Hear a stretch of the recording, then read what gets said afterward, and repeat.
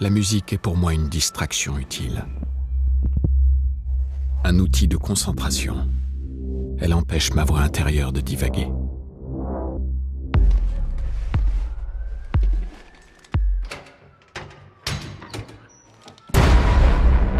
Sorti ce vendredi, The Killer marque le retour de David Fincher à la réalisation. Toujours en collaboration avec Netflix, le réalisateur nous délivre-t-il là le meilleur film de la plateforme ?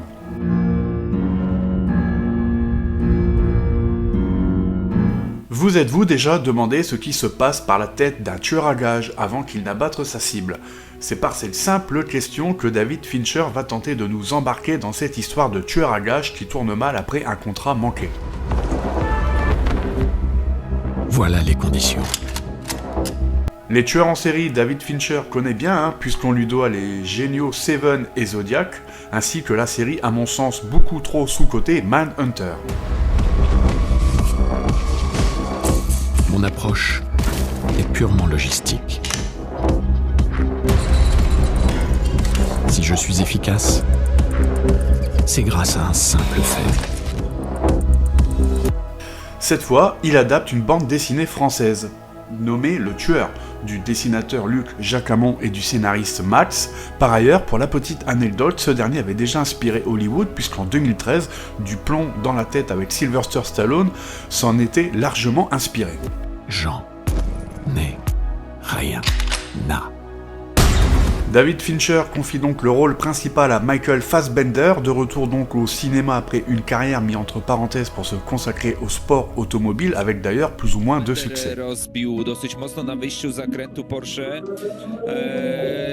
Całe szczęście udało mu się dojechać do La première chose à dire sur ce film, c'est qu'on peut regretter qu'il ne sorte pas au cinéma. Si le film risque de diviser une partie du public car pas forcément accessible à tout le monde, de par son ambiance, sa mise en scène ou bien encore son style, c'est tout à fait le genre de film dont l'expérience en ressort renforcée dans une salle de cinéma. Pour votre gouverne, jamais je n'aurais mêlé votre compagne à tout cela.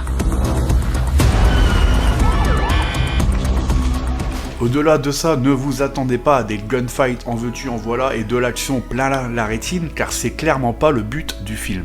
Si l'histoire est relativement classique sur le papier, puisqu'on a le droit à une énième histoire de vengeance, la forme, quant à elle, est assez déroutante aux premiers abords. Sur un rythme relativement lent, le film nous place du point de vue de son personnage principal du début à la fin. Accompagné par une voix off nous expliquant ses ressentis, ses règles et ses doutes, on sera constamment plongé dans la tête de ce tueur par le gré de ses actions et de ses pensées. Bannis l'empathie. S'il vous plaît. Ne fais confiance à personne. Ne mène que le combat pour lequel on te paye.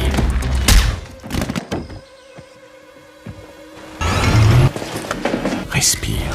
Froid et implacable, Fincher nous fait clairement ressentir le manque d'empathie pour son personnage. À aucun moment dans le film on ne s'attachera à lui, et même si c'est probablement voulu de la part du réalisateur de Seven, c'est peut-être parfois aussi un défaut, et la voix off, si elle apporte de la narration et du contexte à ce personnage, ça y est peut-être aussi pour quelque chose, et un peu plus d'émotion, je pense, aurait pu réellement nous emporter. En revanche, niveau mise en scène et direction artistique, c'est un sans faute. Sur un ton sombre et glaçant, Michael Fassbender en impose clairement.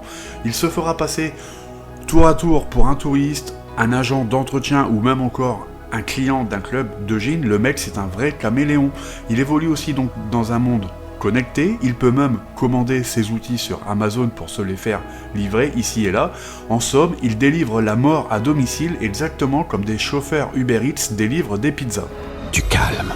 Vous n'en croirez pas vos yeux. Voilà les conditions. Si tu veux réussir.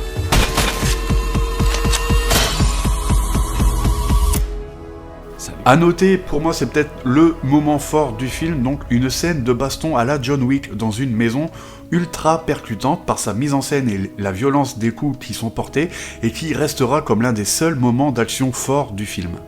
En résumé, The Killer n'est peut-être pas le meilleur film de la plateforme Netflix, ni le meilleur film de David Fincher tout court, mais cela reste un très bon film à placer au-dessus de la plupart des productions télévisuelles du moment.